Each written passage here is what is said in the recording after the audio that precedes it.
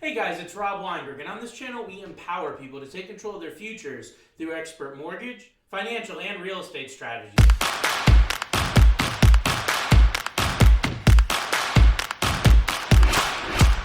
If it's your first time watching, go ahead, hit that subscribe button, and also smash that bell so you get notified on all of our future content we're putting out every single week here. In today's lesson, we're going to talk about PMI, private mortgage insurance, just mortgage insurance in general.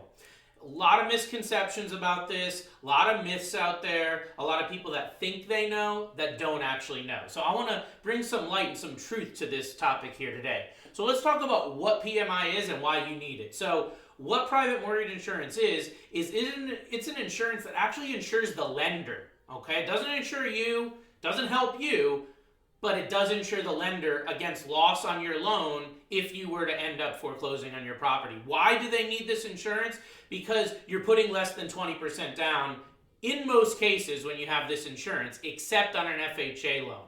So if you're gonna put a low down payment, the lender wants to know that they're gonna be protected. They can make the loan to you and know even though you put a low down payment, they're gonna get reimbursed some of their loss if you were to ultimately foreclose on the property and they had a loss on the property. So that's what it is and why you need it. Calculations, how is PMI calculated?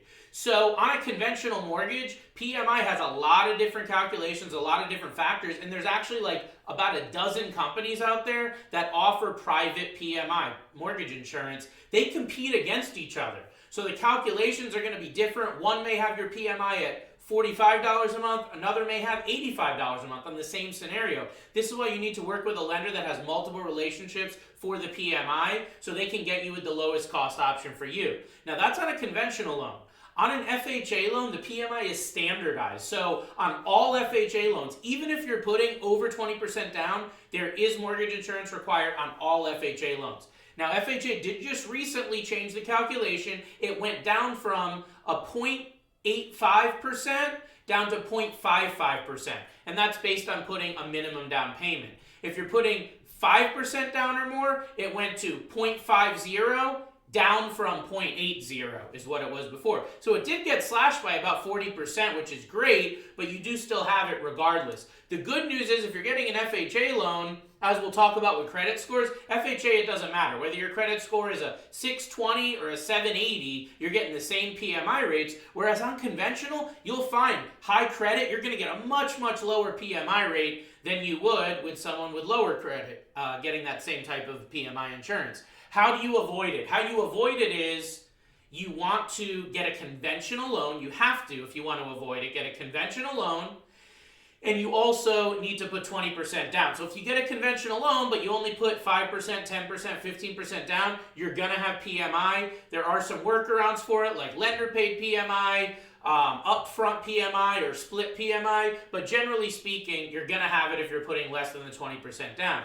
If you get an FHA loan, as I said earlier, no matter how much you put down, you're going to have it. And on a VA loan, there is no monthly PMI, so you don't have to worry about that on a VA loan. On FHA and VA, though, there is an upfront premium, so keep that in mind. In almost all cases, there is an upfront premium that has to be paid, and it's financed in as part of the closing. So next thing I want to talk to you guys about is credit score and down payment and how that affects PMI. So basically, on the credit score, like I said, if you have a high credit score, you're going to get a much lower PMI rate than somebody that has a lower credit score on conventional. If you have a higher down payment, like for example, 15% down or 10% down, you're going to get a much lower PMI rate than somebody who's only putting 3 or 5% down. Another thing that can affect this is if you are a first-time home buyer and if you're below 80% of the median income in your area, you may qualify for a discount on this PMI. That's something to talk to your lender about. They should do it automatically, but it's always worth talking to them to make sure you're getting the best deal when it comes to this PMI. Federal versus private. So we were talking about the FHA loan PMI. It really is, or had been up until recently, the highest cost PMI available. Now that they brought down the premiums though, the federal PMI, it's not that bad. Especially if you have a lower credit score, you'll find the federal PMI is actually much cheaper than the private PMI. But if you're someone who's putting down at least 5% and you have excellent credit, meaning like 740 or higher credit, the private PMI is probably going to be your best bet because, like I said, they can shop it around, get you a really low rate. I had a client just the other day buying a $400,000 house with 10% down. Their PMI was less than $40 a month. Okay, so it can be very, very affordable depending on your specific circumstance.